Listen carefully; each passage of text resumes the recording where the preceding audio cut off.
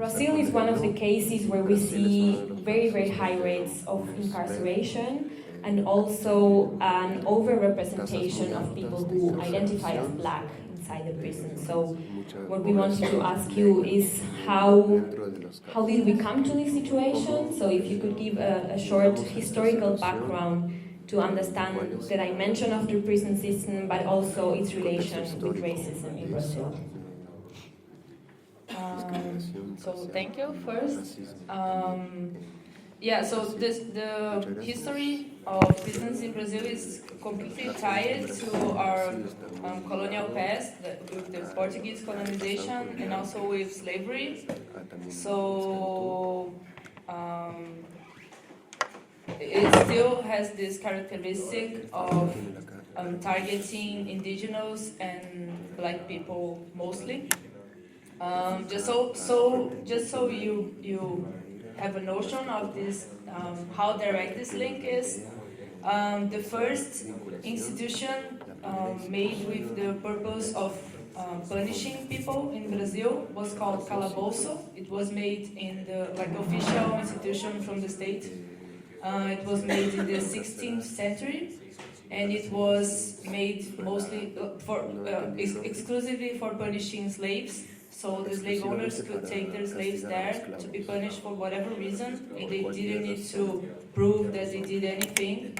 And the punish would range from incarceration to torture, and many times they would die in the process. And the slavery was officially abolished in Brazil in 1888. And 50 years before that, the calabouço was deactivated because the process of abolition in Brazil was made in small steps. So 50 years later, the calabouço was deactivated, but they built, instead of the calabouço, the first correction house in Brazil. The first prison, the way we know them, a place where people go to be incarcerated for crimes, and still they would use it to punish mostly slaves and former slaves. So until today, we can see that this is the same process and also the same kind of vision that it's okay to torture certain bodies in order to protect this power dynamic or properties. And just about the context today, so the last period of democracy in Brazil started 30 years ago, and before that it was a military dictatorship, so they built a lot of repressive apparatus. There was this huge structure of repression that they built during the dictatorship, and after the dictatorship ended, they never really disassembled this structure and not even investigate what happened. So a lot of these structures that they built already still exist, and a lot of the people that was involved in the military dictatorship still continued being involved after the end of the dictatorship. So what ended happening in Brazil is that after the end of the dictatorship, they, instead of just disassembling these spaces, they just moved the repression from the center of the city and the country to the poor places. So right now what we have in Brazil is this double reality, where in some places you don't see any of this repression, of this violence, and in some places it's a daily routine to have people randomly incarcerated and murdered by the police. So yeah, just so you can have an idea of numbers, in the beginning of this new republic, there was 90,000 prisoners in Brazil, and right now we have more than 800,000. So in 30 years, it multiplied by 10, and at least 60% of this prison population is black, and the proportion in Brazil is 50. So it's clear that there's also a race profile, and from these people, 40% hasn't been trial yet, hasn't gone to trial, so we don't even know if they actually did anything. And from the whole population, 66% is arrested for non-violent crimes. And when you look at the female population only, that number goes to 83%. So it's very clear that the prisons in Brazil work to protect the property of a minority and not the life of a majority that already have not a lot of rights guaranteed. I think in the case of prisons it's very important to differentiate what theoretically the law says and what actually happens, right? So if we would look at the laws, they would say something like when a person commits a crime, they receive a punishment, which is to lose one right, which is the freedom of movement. I'm not sure how they would phrase it, but that would be the spirit of it. But the question would be, what is it really like? What does it mean in terms of access to rights for people in prison, but also what does it mean for the communities, for the people in the neighborhoods, for people who have relatives or friends in prison? What does it mean in real life for these communities?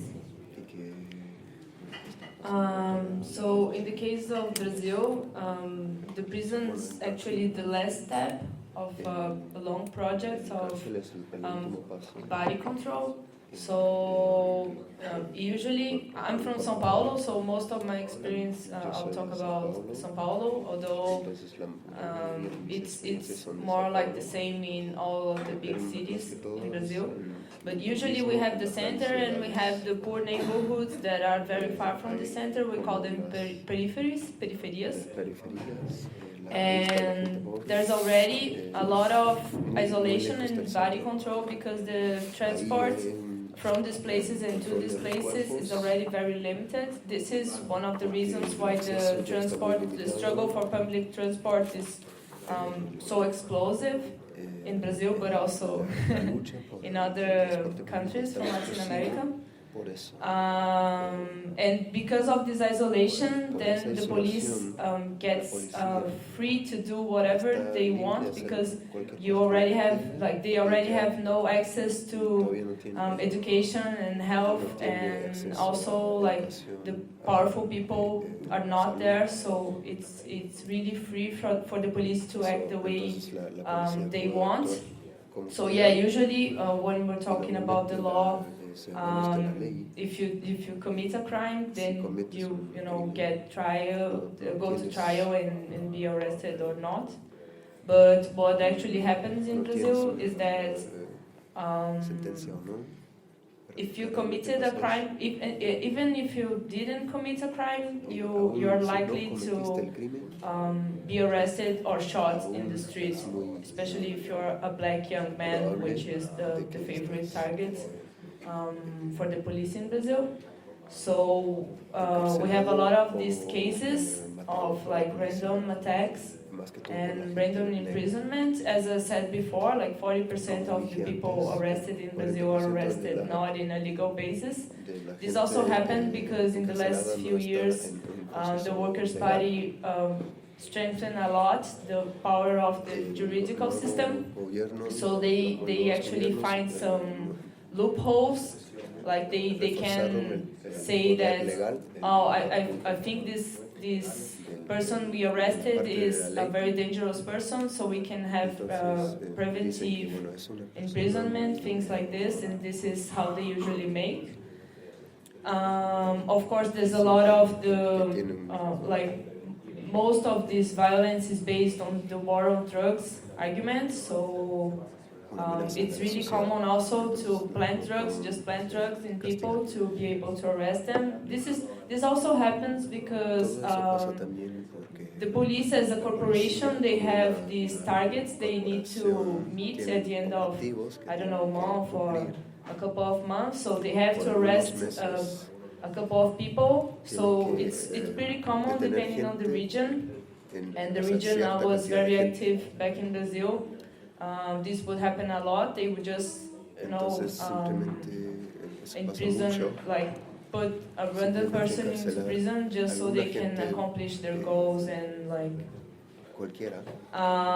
So just talking a little bit, so this is the context of how a person goes into prison, and just talking a little bit about this because I think it's really important to expose what are the conditions in prisons in Brazil.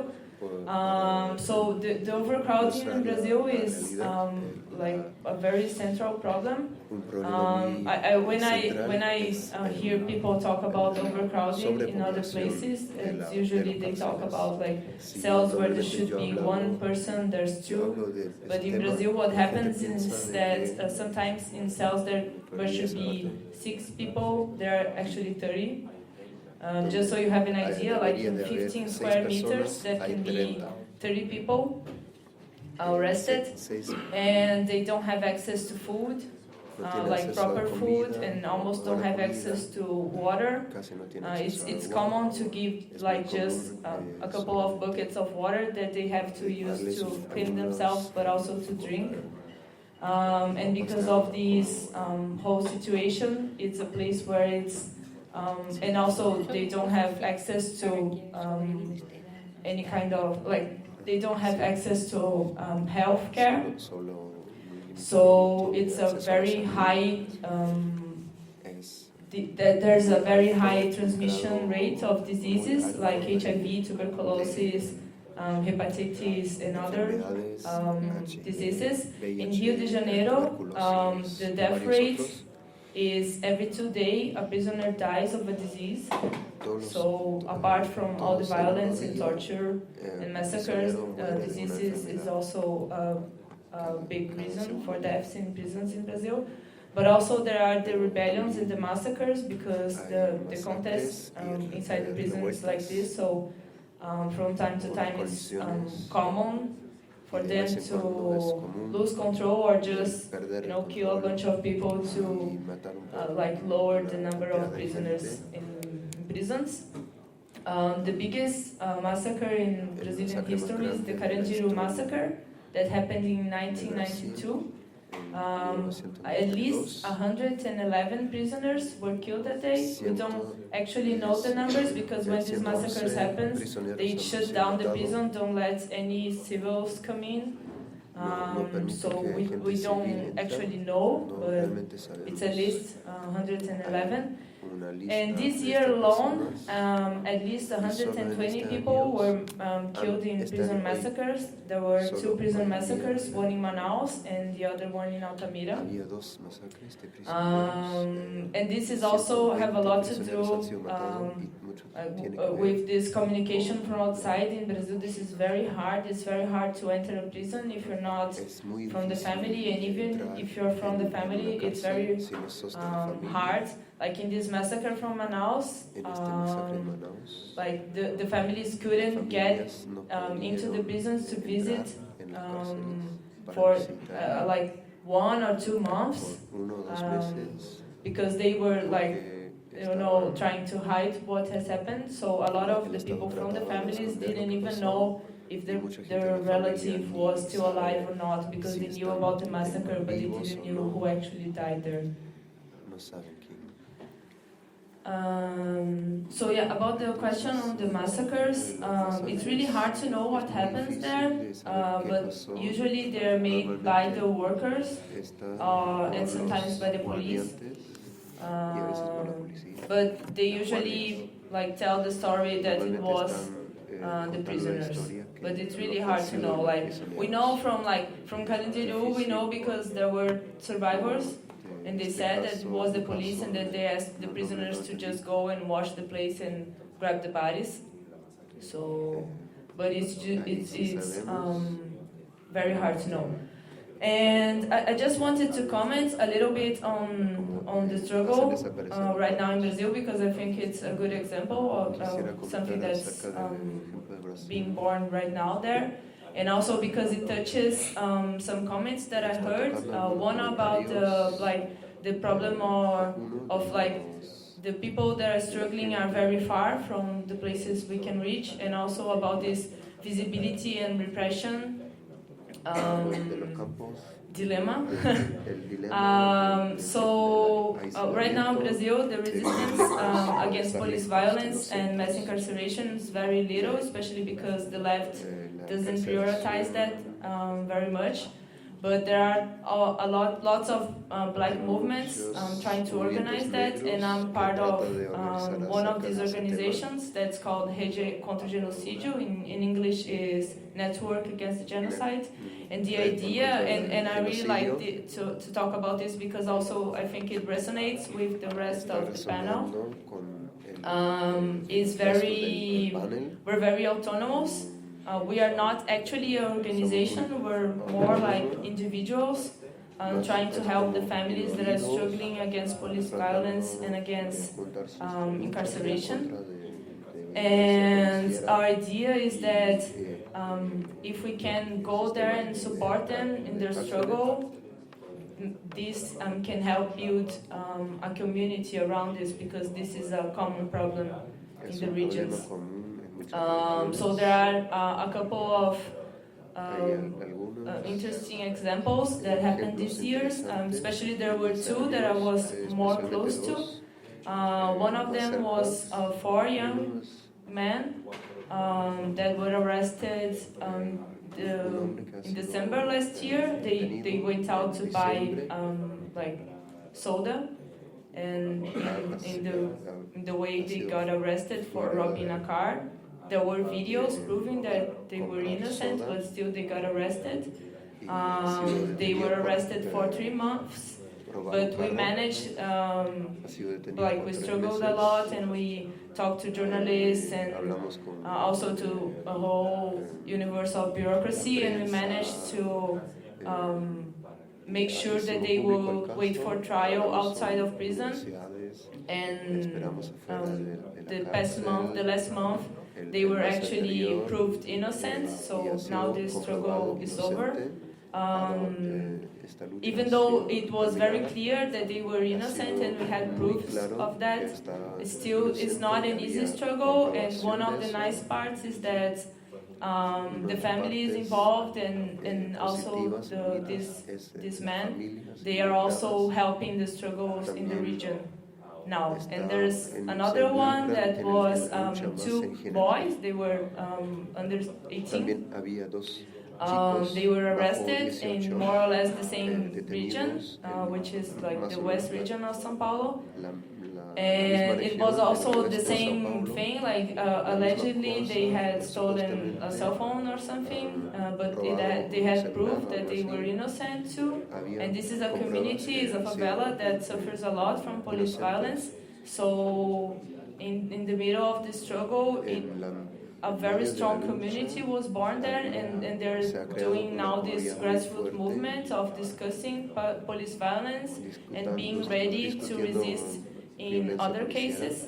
So when we talk about this spatial barrier, I think it's very important for us that can cross this barrier to really go there and help. I'm not from a poor neighborhood in São Paulo. I've never lived in a poor neighborhood from São Paulo, and it takes 2 hours of train to go to the center of São Paulo to a poor neighborhood, but poor people can do the opposite way. So it's up to us to go there and learn about what's going on and helping them. And also about visibility and repression, I really believe in visibility because in Brazil we're very invisible. So, and I think whenever you're doing the right struggle, of course you're going to attract repression. The repression is also a sign that you're actually bothering the status quo. So it's complicated because, especially in the network, there's a lot of death threats. So we know, sooner or later, someone's going to be killed, and it's going to be very heavy to deal with that. but we also know that hiding ourselves won't do any good at the point we are right now. So this is what I wanted to say.